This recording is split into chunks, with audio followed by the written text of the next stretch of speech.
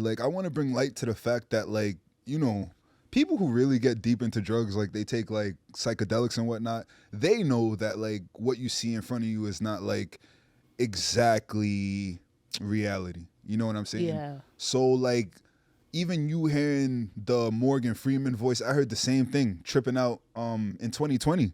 You know, taking shrooms. It's like I stabbed up my TV and then this voice was coming.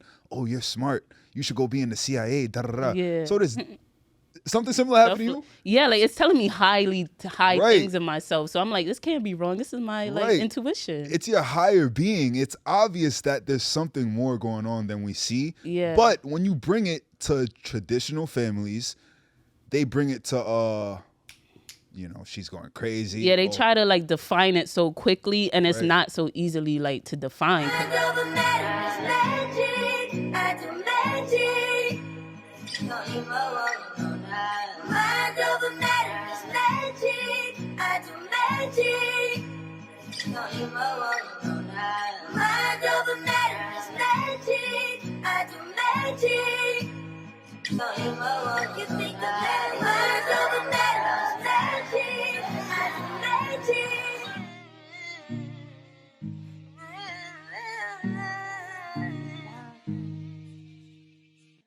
Yeah.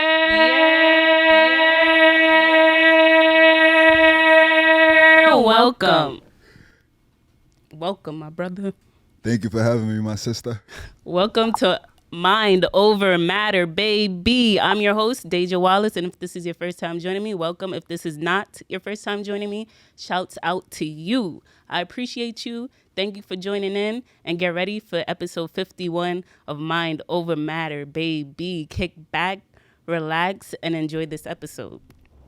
So, I got a big guest in the building, and let the people know who the guest is. My name is Patrick. Me and DEJA are former co-workers. We related on a topic, you know what I'm saying, that possibly a lot of people of minority communities can relate to. And I don't want to spoil too much, but I think that's what DEJA wants to talk about today. Well, I'm going to spoil. We're going to break it down. We're going to be talking about mental health, our experience with mental health, how our families look at mental health and how mental health is looked at in the Black community, and just like specific like mental health disorders specifically. So that's what we're getting into on today's episode. Right. And when we do get into like specific mental health disorders, like sometime throughout the podcast, if you would like, I want to get into like what Kanye got going on now, because I'm not on social media to pay attention to that. I was thinking about that. But he definitely has that diagnosis that a lot of us have, you know, to the T. So honestly, this topic got my heart in my ass right now, because I don't feel comfortable talking about this topic. That's why we got Patrick here, you know? So where do we even begin? Where do we even start? You want to start with your history first? Sure. My first mental health battle, I was about 14 years old, 13, 14, thinking about it now. And, you know, I started smoking weed with like my one friend, you know? And it was more so because like of issues with fulfillment within the household. So fast forward a few years, before I turned 18, I was probably like 17 or on my way to being 18. I used to cop weed from this guy up the block from my house because it was convenient. But the weed, it was funny to me. It didn't have a smell. It broke down kind of funny. But I'm just smoking it, and then I'm selling it to people. And then people are calling me with crazy stories. Oh, I did this, that, and the third. My cousin's like, oh, Junior, that's what my family calls me. He's like, yo, this ain't it. Well, but then I'm the only one who had this reaction to it. Like one day I smoked it, and it was supposed to be like a regular day, right? But then like I just start completely hallucinating. Like everything seems like it's coming together as it should be, like random as heck. But I see some guy like walking with his daughter, and it just felt like the most like precious thing to me. Like seeing everything in a lighter way than typically. So like I came home, and in hindsight, right, I realized that there was a lot of dark energy surrounding my household and my family, but that's only because of the story I told myself. Like oftentimes you'll find in life, it's not often the situation, it's the story you tell yourself about the situation. So if I grew up, and we have to forgive ourselves too, because we're kids, like we don't know any better. So we're telling ourselves, oh man, I don't like mom did that, I don't like dad did that. Then that becomes your reality. Then it's like, oh, I don't like this household. So I entered the household and I started speaking my high and mighty stuff, and then my family's like, wait, what? And then it just took a turn for like the absolute left.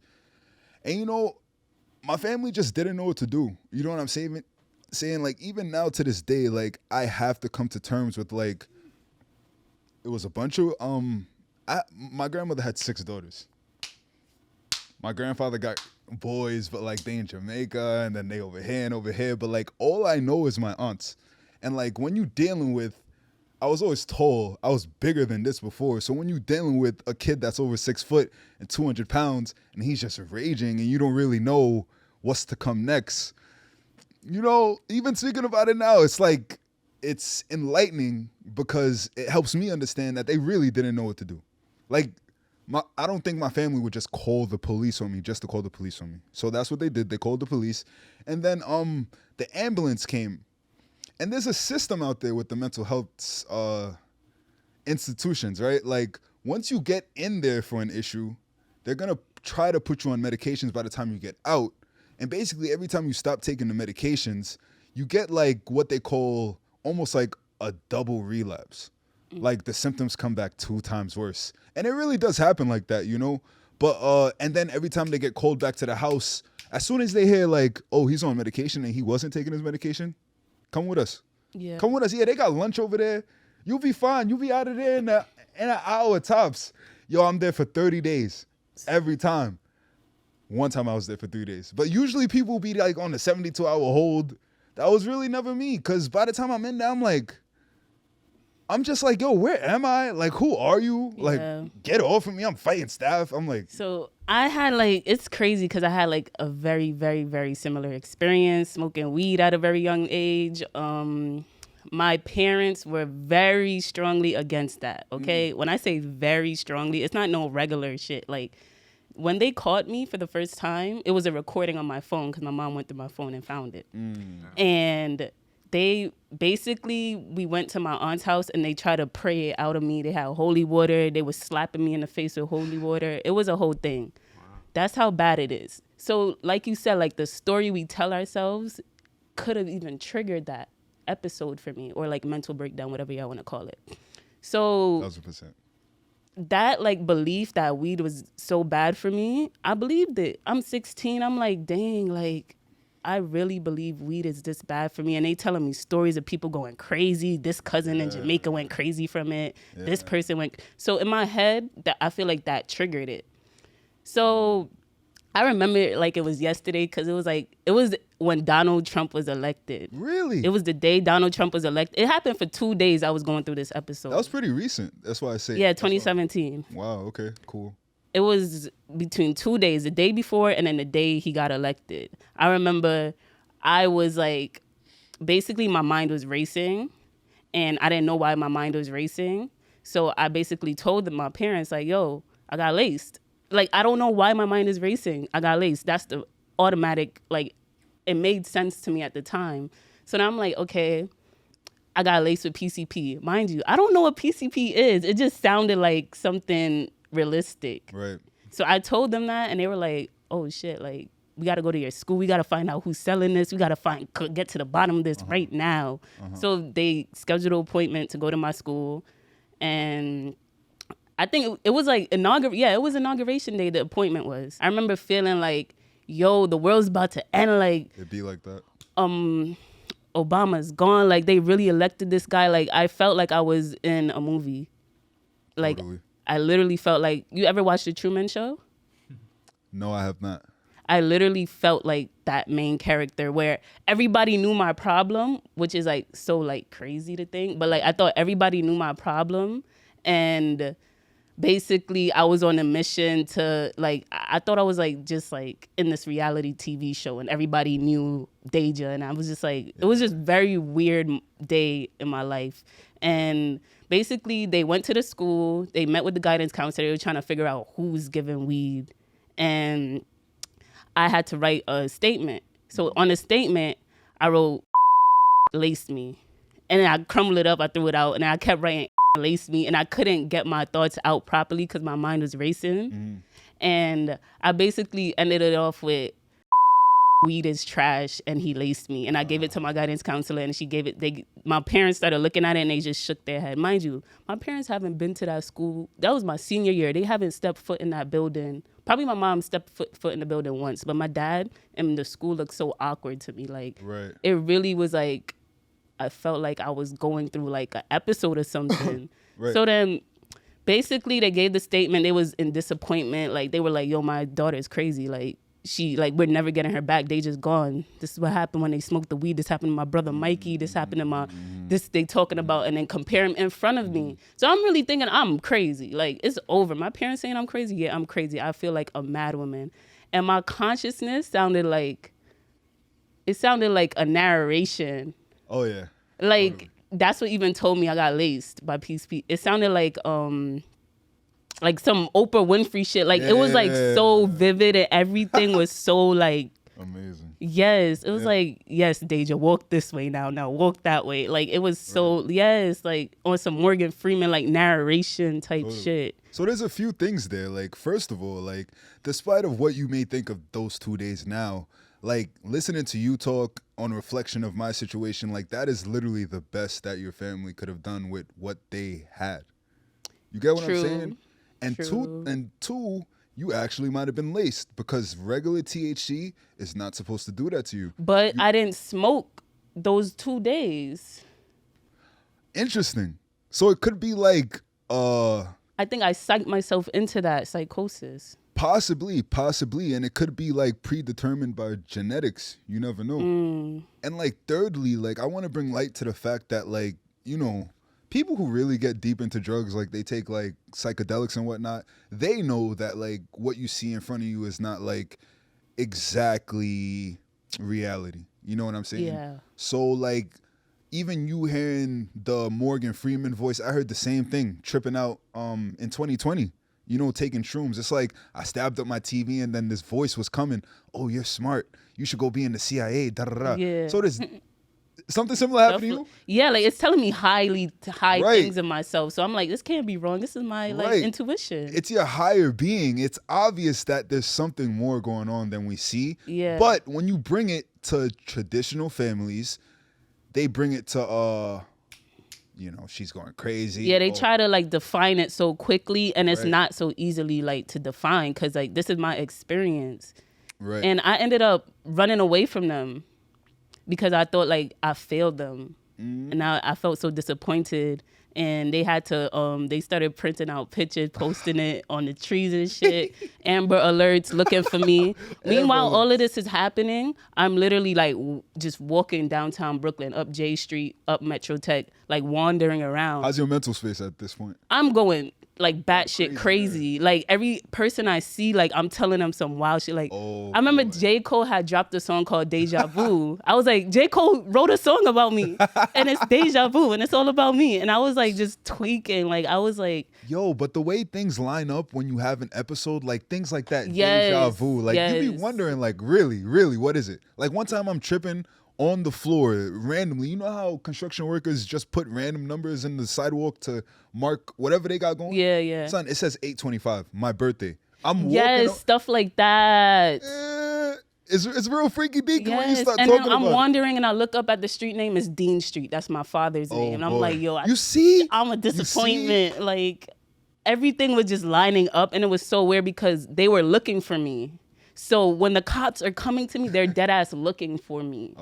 So in my mind, I'm already paranoid. I'm like, so they're actually looking for me in real life, but in my mind, it's telling me something crazy. Like, I'm in the Matrix. Like, they trying to take me out. I know too much. I'm like, yo.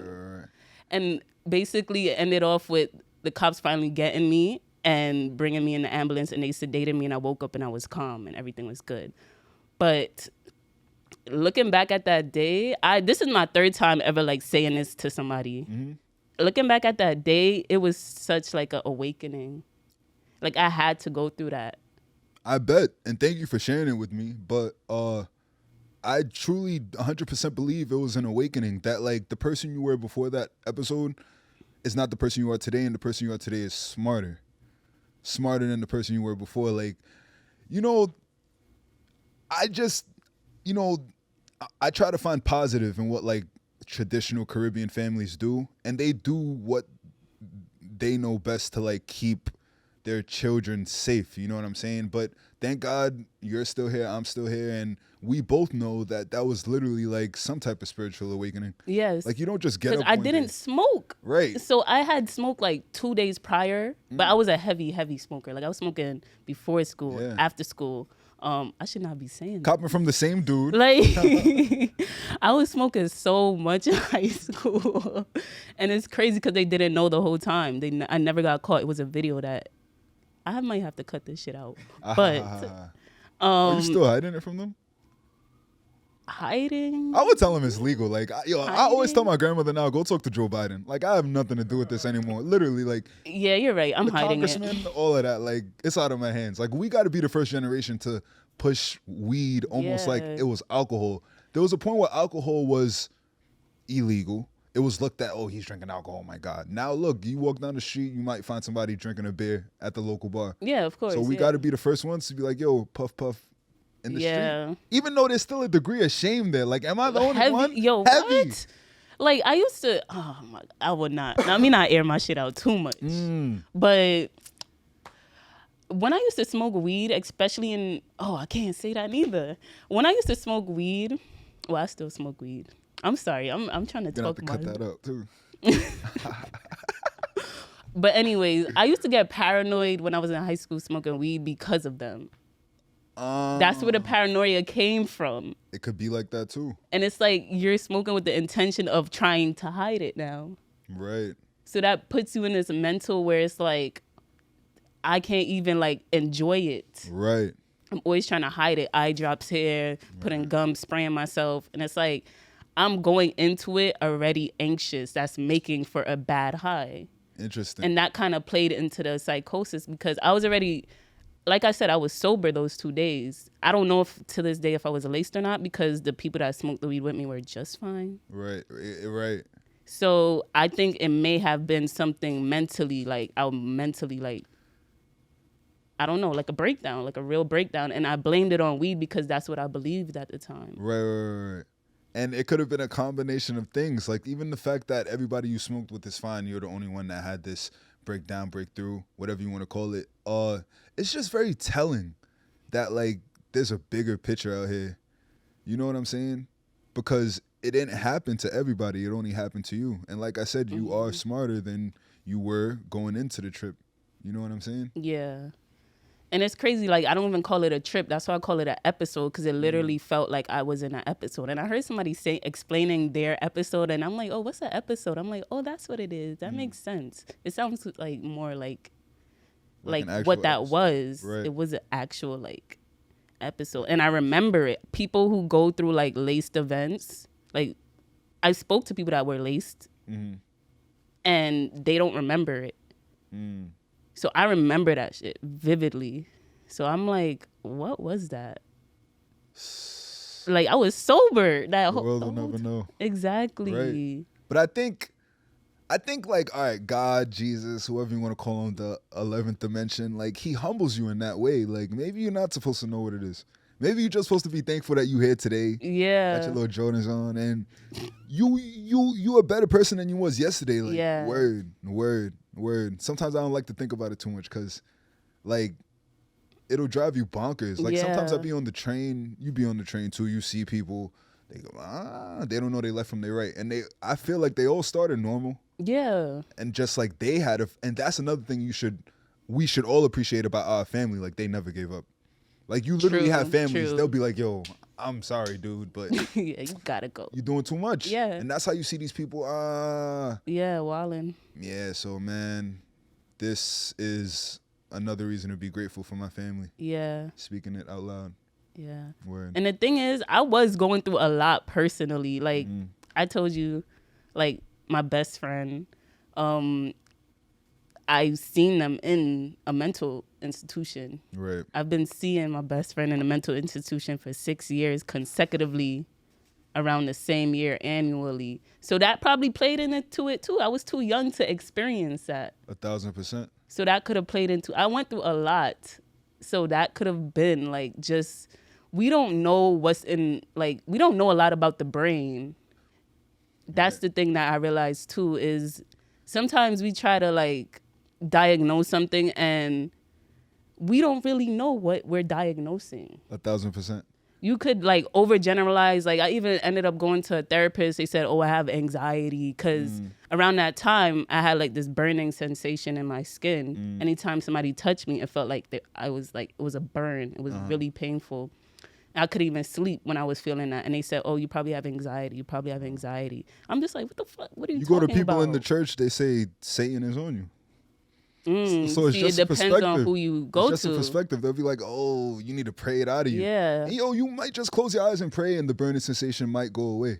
You know what I'm saying? That's my parents were saying I was laced. That's why I believed it. No, but like with the burning sensation. Yes, they were saying that's why you need to stop smoking weed. But I think it was just I was going through a lot of stress. 1,000%. And my body was trying to release it because I wasn't speaking about it. Right. Interestingly enough, like I want to be a neuroscientist, so I want to study neurology, and it's the study of neurons. So like that sounds to me like your brain was just sending neurons here to make heat for like in a situation where it didn't need heat. You know what I'm saying? But like you said, the brain is so undiscovered.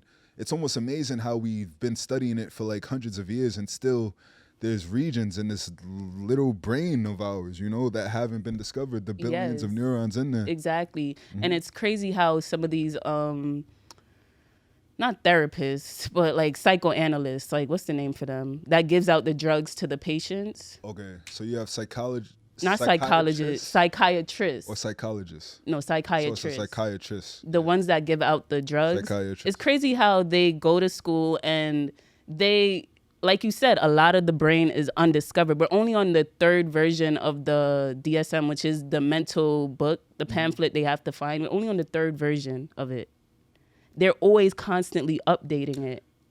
Right. They're constantly updating it. Right. Which means they don't know shit, but they still trying nothing. to act like they do for people comfort. I feel like doctors are just pencil pushers, man. Like, you go to school for 10 years just for somebody up top to tell you what to do. Yeah. Like, I've been in these places and, like, doctors, nurses, the faculty, the people that discipline you, it's all the same. Like, they really just come in there to punch their clock and do their job and go home.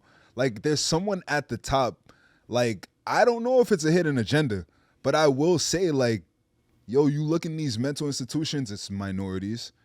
It's young minorities. And like literally, bro, people turn into vegetables. Like those retarded kids you may see on the street. From the medication. From the medication. Like you was born regular, then you had a bad day, then your mom brings you here, then okay, take this, is making you better, then boom, you a vegetable. There's been times they put me on medication. I'm sleeping for 8 hours a day.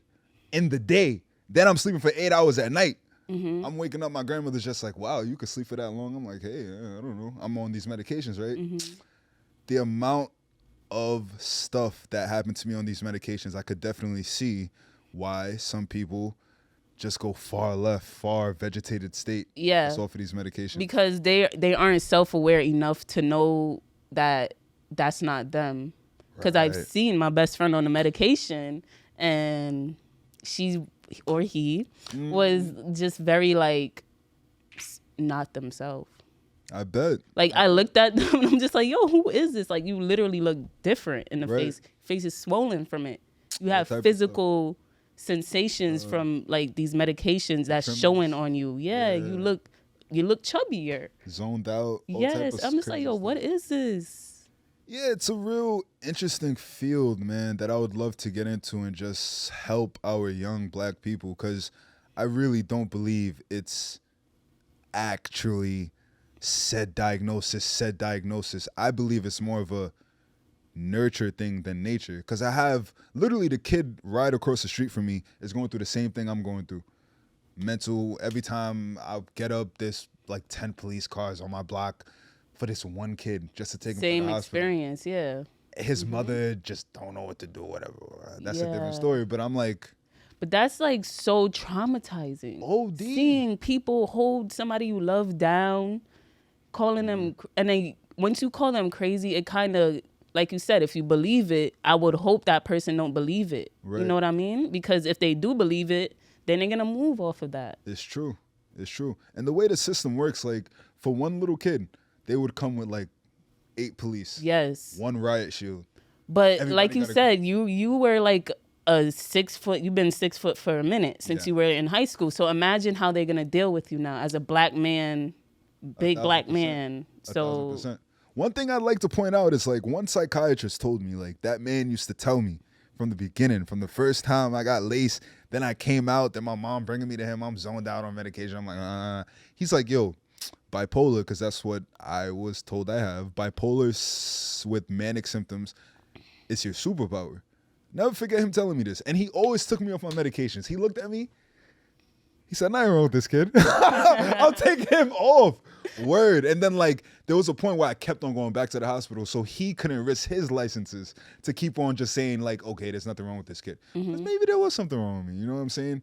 But I'll never forget him saying, like, yo, bipolar is your superpower. You look at this person in history, this person and this person, they all had bipolar. Always something wrong with the geniuses of our world. Even look at Kanye. They say Kanye got bipolar. Exactly. And now he's on this stuff right now.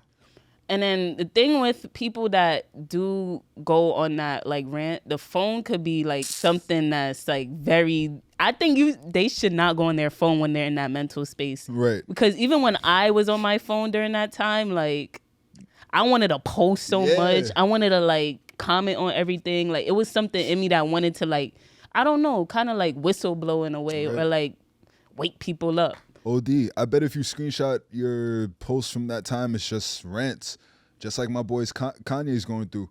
And I want to say something for like anybody. You don't have to have a mental disorder.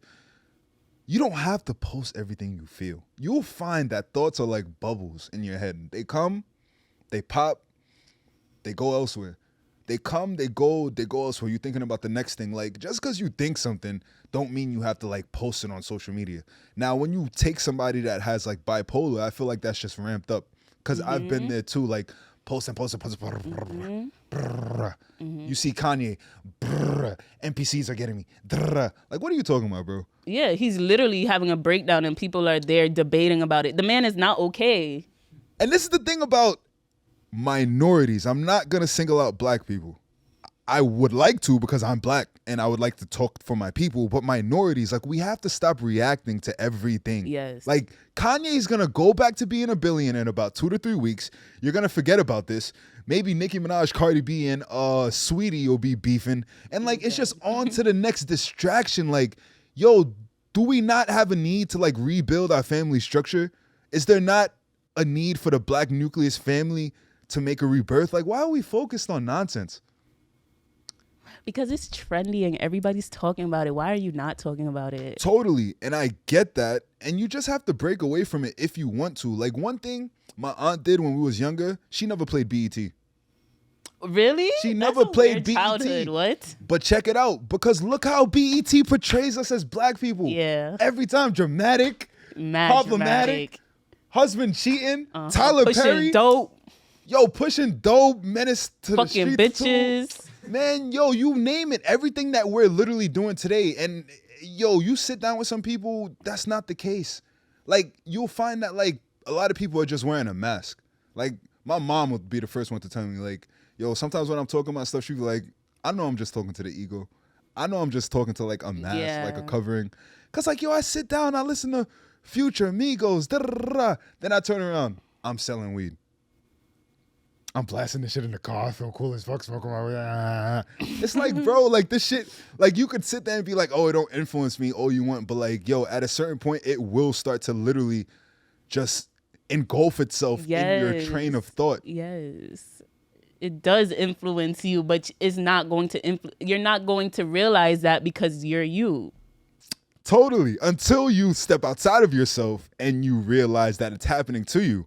And mindfulness can help with that. And mindfulness is channeled one way through meditation. That's the way that I find best. Like, just sit down. I use Headspace. You know what I'm saying? But sometimes that's how I started. Yeah. And then eventually you could just close your eyes for 10 minutes and be like, yes. You know? That's how my panic attacks stopped happening. I started using Headspace. I bet. Yeah. I bet. Because I'm like, I'm not trying to be in public on some. Yeah. Like, what? Now, the panic attacks be really scary, actually. I don't think people really understand how scary it could be. Like, your brain is literally telling you, like, yo, everybody in this room is out to kill you. What are you going to tell your brain to kind of dissociate yourself? It's more so, I don't think it was a panic attack then. I think it was social anxiety. I think that's a little different. Because I would have like the hyperventilation, but it would be when I'm in groups of people. Okay. And I knew it was bad because my mom, she had a daycare at the time. And I would like go to the daycare after school and I'll see the kids, but they're kids. Kids don't give a fuck. And I had it there. And I'm like, damn. You thinking like, bad. oh, what are these kids thinking about me right now? Yo, the kids are like, Google. Yeah, they don't give a fuck. And I'm there like, I'm like, man, this is bad. I need to check what's going on. But going back to like, I don't know your family history, but I will say that like my dad, 1,000%, some type of mental disorder, just like undiagnosed. His dad, 1,000%, some type of mental disorder, undiagnosed. My mom, my grandfather on my mom's side, mental disorder, undiagnosed. Doesn't speak Monday through Friday. Friday he goes out, he drinks, he comes home, happy-go-lucky, drunk as hell. He's talking to everybody. I'm like, that's not right. And that's the norm. Like, everybody has just accepted that about my grandfather. And I'm like, unfortunately, like, that tradition has to die with him. You know what I mean? I love my grandfather for what it's worth. But, like, these old ways of living, like, they really have to be done with. You know what I'm saying? Yeah. Because I know where my... Oh, shit. I can't... I feel like on my mother's side of the family, there's a disorder. I think there's like a definite, clear disorder there. Be like that? So clear. Be like that. Like, you don't understand. Like, it affects me every single day how bad that disorder is. And she's just like, so like, she criticizes what I'm doing, but I'm just like, girl, you need therapy. Like, it's a lot to unpack. It's hard. It is. It's hard when your parents is like that, right? Mm-hmm. The best advice I could give to that is just like, you just coexist with her the best way you can. I'm pretty sure you do that already. Yes. I mean, you haven't taken off her head. I realize I can't react to her. I don't give her the power to get me mad anymore. Just let it go over your head. It's like, okay, mom is being mom. Like, I don't know. I pray that she gets help because she's not going to get help. I mean, hopefully she will. But after the age of 30, like, nobody's not trying to hear nothing. Yeah. Like, you kind of like set in your ways. Yes. You know what I'm saying? So, yeah, it kind of like is what it is. You know what I'm saying? You just have to coexist with mom the best way until you leave the house, because that is what is being pushed. And it's so crazy how controlling she is, because I can't even speak my truth freely right now without feeling like I have to. No, she doesn't, but I'm pretty sure family members watch it. So it'd be like that. I feel like it's so bad that her controlling, like, is affecting how I'm speaking. Like, how old are you? 22. I know I need to get out of that. No, it ain't nothing. But like, you kind of just became an adult. Like, when I was 22, I was very much still under the reign of my parents' ruling, like hiding weed or whatever. But eventually, like, probably pretty soon, you're gonna break out of that. You're gonna be like, wait, I'm 20. How old? I'm about to be 30 years old. These people still putting fear in my heart. Nah, it don't gotta be like that. When I have a kid and he's or she's 22, you think I want my kid fearing me? Shoot, I might not even want my kid leaving the house, because that's really westernized culture. Mm-hmm. And it's because, like, they push us out of the house. Like, I got pushed out of my house. Oh, you mean like when you get older, like 18 try to move years out? Old, you got to be out. Oh, nah, yeah, I don't get that. It's very popular in Western culture. It is popular, but I don't get that, because it's like, especially if you're a New Yorker, you would want your child to save as much money as they can to be stable. Why would you want them to go out unstable? I don't know. I don't know where they get these agendas from or these ideas, but I don't know. We could say it's media. We could start there, because, well, at least not for like the kids leaving at 18, right? But a lot of other things that I see going on today, I think it's heavily influenced by media, unfortunately. Oh yeah, of course. Of course. It's almost overtaken reality now. Right. And I think that also plays perfectly into what the metaverse will become. I don't want to think about that, yo. I had a homeboy tell me my image online, he basically thinks his image online is better than his actual image in person. That is playing right into the metaverse. Like, when it comes out, everybody's just going to they're going to do what they are. You heard last week, Elon Musk, he released his $20,000 robots. Mm-hmm. Oh, yeah? Tesla bots? Yeah, it's over. It's on deck. Clipped. Have you ever used the Oculus before? No. Never used it. I seen a little girl using it. It freaked me out. Let me tell you, just real quick. Like, my homie had some. He was getting ready to move, so like he don't even use it. And so I was like, damn, like this is the Oculus. So I tried it on. And dog, when I tell you, it is the craziest thing ever. Like, I feel like I've been somewhere I've never actually been before, and that's the crazy part. When I tell you they got every aspect of it like perfectly mapped. Like if I was like here, and then leaned in on something, anything you can do here, you can do there. Like all the spacing and the dynamics of everything. Like you put your hand here, then you put it there, or like literally like you could watch a screen in the Oculus, right? So it's like you watching YouTube. You're gonna watch it on the screen. You can literally put your head close to the screen and be just up on it as if I was next up right here. Like it popped me up in like I was like in an island, bro, and with like mountains, and I was in the beautiful home. You ever heard of VR World? VR World? Yes, I've been to VR World. It was like that, but not as intense. Okay, that's pretty much what it was. It was like that, but it was, with the Oculus, them goggles, they really help. Yeah, you forget where you are. I literally, the next day, it felt like I had been somewhere I'd never actually been before. That's the crazy part about it. Yo, you know what I mean? That's OD. It's OD. I was like, wait a minute, damn. Like I was having memories of it. It's like, no, you've never been Wait, there. so like you could watch like vlogs of people going to another country in there? Yeah, you definitely. Oh my God. You could do like, so literally you can look. Let's say I look up YouTube, right? I can watch whatever I want to watch. If I watch a regular video, I'm watching it in this beautiful fucking like mansion type shit or something like that. But if I want to do like VR YouTube or something like that, then it's like boom, I'm in the ocean. It's like boom, I'm in the mountains or whatever. That's crazy. It's crazy. Incredible.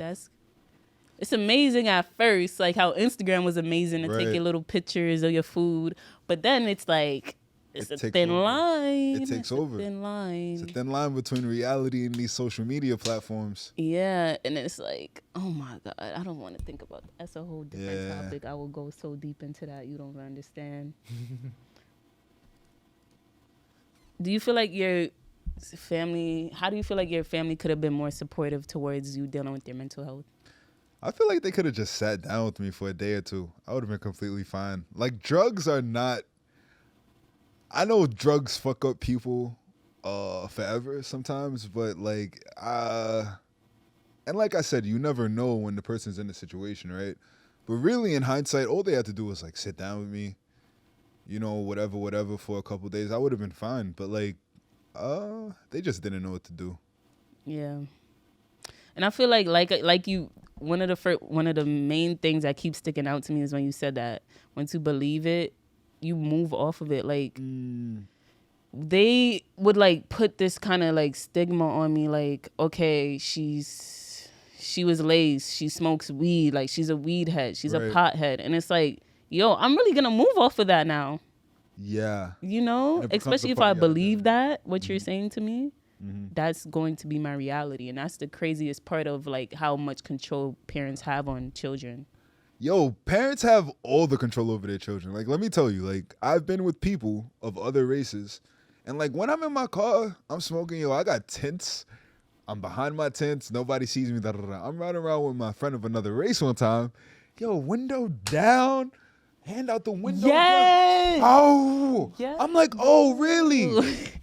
I'm like, oh, really? Really? So like, why do I feel this degree of shame? Because of what my family been telling me growing up. No, this is crazy. I have the same experiences. Like when I'm with like somebody of a different race. Yeah. No, sometimes it be the same race. Oh yeah, yeah. They just be mad free spirited. I just be. But you gotta love like, that. Damn. Like when they come to my crib, they turn the music all the way up. Neighbors, what? Like, they're not. I'm like, yo, turn it down. They're like, yo, and I just have to go with it. I'm like, all right, it's lit. It's a vibe, but it's a vibe. But like, as far as the music goes, like that's really our stuff. Like that's our African roots right there. Like you look at African tribes, they doing the same thing, beating bongos and dancing in a circle for hours. Right. And like other races just might not get it. But like, shoot, when you had a brother playing music to the top of his speakers or whatever, Yeah, like we got that rhythm. Oh, and we got that rhythm. No, if you could relate, you could relate. And if you can't, you're probably gonna be mad. Yeah. Word. Like, oh, they're being obnoxious. But like,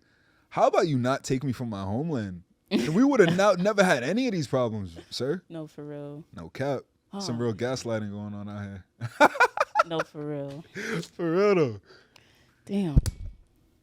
See, like, I wish I had that free spirit because I would have been on here like, yo, my mom, and I would have like really said what I felt, but it's like she got me in this chokehold right now. 1000%. But change the word around it. Remember, it's not the situation. It's what you tell yourself about the situation. Like you have what some people might call manners and mannerisms. Yes. You go around, you say good morning, good afternoon, good night. Yeah. You go around some people, they be like, what? Why are you saying that? Some grown people don't even say thank you when I serve them at my job. They just grab their shit and walk out. I'm like, wow, you're welcome. Because people, everybody is going through something, man. Yeah. Just show respect to what they're going through, especially if you're working at a job, though. If you're working at a job, just know you have a duty, a legit duty to, like, serve these customers, kind of take what they're giving you. Why'd you leave your job? Yo! I left my... I kind of know why. Don't use no name. No names. But I left because, like...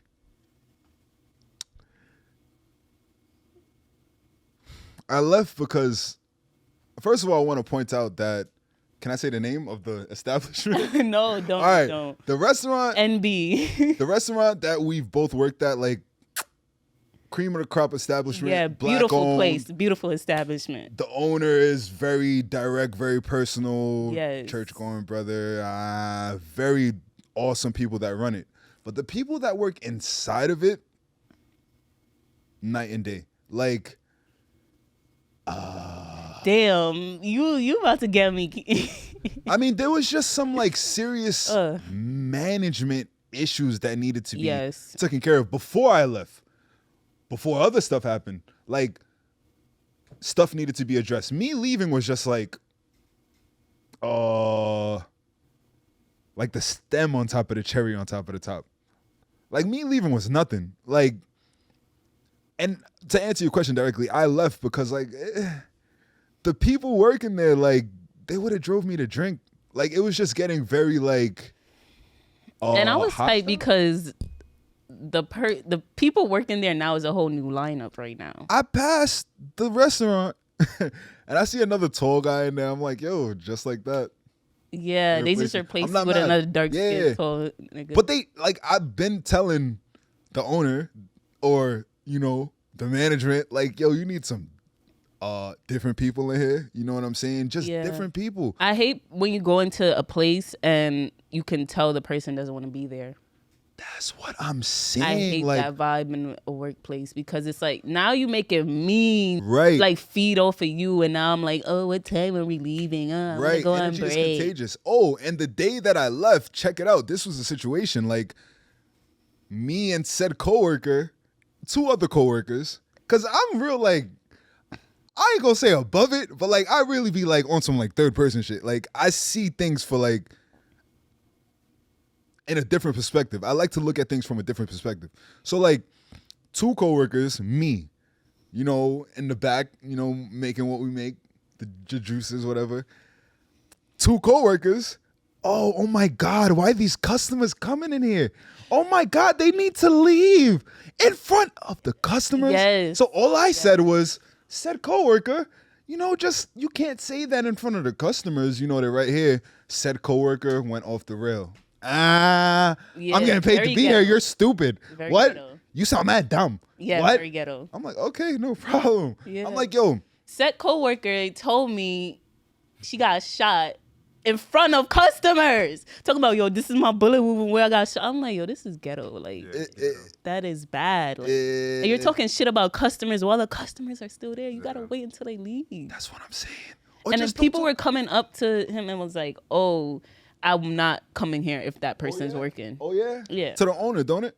Yeah. Yeah, I bet. Because, like I said, it's a beautiful establishment, man. Yes. And one thing, I would hate for that establishment to go down because of the people working in it. Yeah. Straight up. And I know it's not because... It was a zoo in there for those couple of months. Like, people were fighting the co-workers. Oh, yeah. Customers fighting the co-workers. I got caught in the chaos. In a crossfire, you know what I'm saying? It should never get like that at work. Yeah, at a that's restaurant. OD. Like, That was like my third week working there. I'm like, all right, I don't know if this is for me. Like, right. Like, I always had the mentality working there, like, yo, I'm here to do a job and I'm here to go home and sleep and do it again tomorrow if I have to. Like, it's not that deep. Yeah. Hi, bye, ignore me.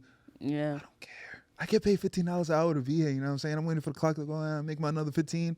I used to get paid cash too. The shit was kind of like, you know what I mean? I wasn't complaining about that. Yeah, I like that. I like that about it too.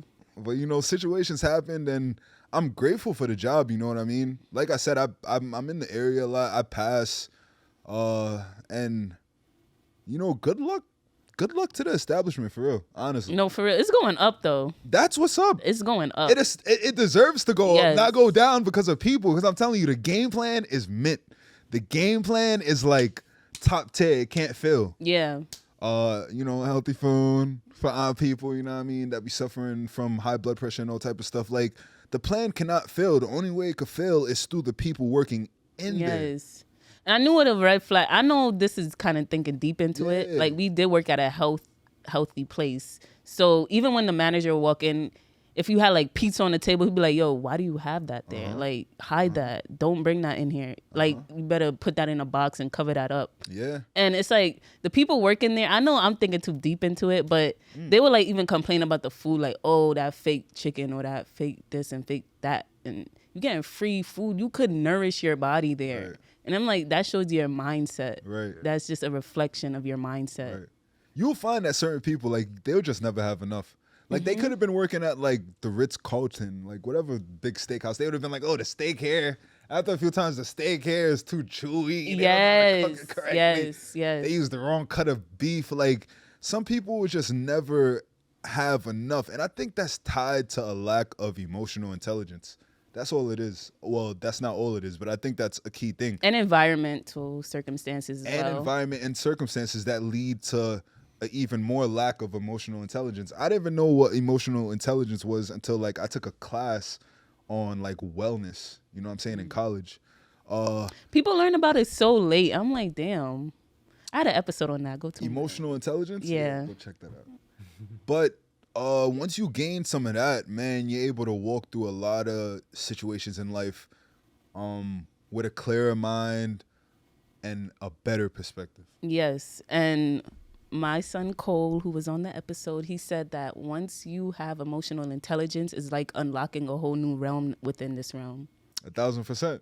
I agree with Cole. Word. Yeah, shout out to Cole. Yeah, there's nothing to worry about once you have emotional intelligence, because you just, like, if something goes wrong, you're like, okay, this is what happened. And, like, on the journey to gaining that, like, there's going to be times where you still react off of your first emotion. Yeah. You're a human being, like, remember that. But, like, you realize, like, you know, you take a step back, you think, oh, okay, this is what's actually happening. You know? Because you will find that, like, it says it on my phone, like, the 4 agreements.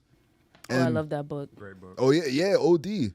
So you guys already know, but, like, shout out to don't take anything personally, because nothing other people do is because of you. It is because of themselves. It is selfish to think otherwise. Like never be selfish to yourself and think that the reason somebody else is being mean to you is because of you. Unless it is, you know, unless you're like a mean person. But, like, man, if you're going about life, like, being level-headed, man, and you control your reaction. That's the main thing that I love saying. Like, you could be as mean as you want to me. I'm going to look at you. I'm like, oh, yeah, walk away. And I have more power than you. You just all that rambling, wasted all that energy. I look at you, I say, oh, walk away. I'm like, I got more power than you. Right. You did not give me, I didn't give you the privilege to even make me get me to that level. Like, Right. you use more energy. I won. Like, I don't care. That's why I don't like arguing. Because look, when two people argue, I feel like both parties walk away thinking they right. Right or wrong. So Yeah, why am I wasting my energy? And then there's different perspectives. And like, even if coworker was to come and tell her side of the story, you would have thought you were the devil. Yeah. And yo, maybe I do have some faults in that situation, but all in all, like, you know, honestly, like regarding the job situation, not that I was like looking for my way out, but like the people there were like, I didn't really like what was going on. So like I feel like that just happened for a reason. Like I just seen the opportunity. I'm like, well, I'm not staying for this. Yeah. And I was like, okay, Yeah. this is it. Yeah. But I'm happy we had this conversation. It was 1,000%. very like releasing, therapeutic, you know, and I 1,000%. hope people take something away from this, like me being so vulnerable and him even coming here and speaking his truth as well. It's like 1,000%. it's not 1,000%. easy. Like sometimes when I even speak my truth, like I feel shameful for it. I'm like, why am I mad for speaking what I really feel like? If you dive deeper into that question, you will find the answer. And it's probably a great answer. I think most of it is part because when I don't know, like sometimes when people hear me speak, it's stuff that they know is true, but they don't want to admit to as yet. Huh. Like I come off very blunt and like logical, especially when I'm trying to like speak to my mother. To your mother, okay. Yeah, I'm thinking of that. Not so much friends. Yeah, I'm thinking of just mother. like her because like I said, it feels very controlling in this conversation. I mean, if 'Cause she's I'm your mother, yes, like the most important figure in your life. Yes, if not basically. the second most important. So like, it's tough when you have a difficult mother to deal with. You know what I'm saying? But like, you already know. You already answered your question. A lot of your shame is tied to like stuff you've been told in the house. You know what I'm saying? At the same time, like I watch a lot of videos. They say like, you know, everything negative could be looked at something positive. So Yeah, of course. with the shame, you take the fact that, you know, you walked away with a little bit of mannerisms. You could humble yourself Yeah. sometimes.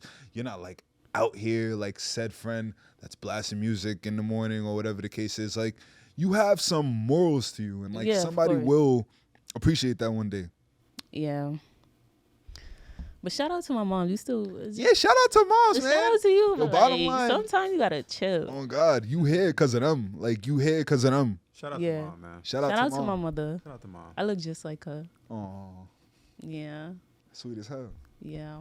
But any last words you want to say? Nah, man, not really. I really just want like our people to get on the same level as other people, because there's no reason why.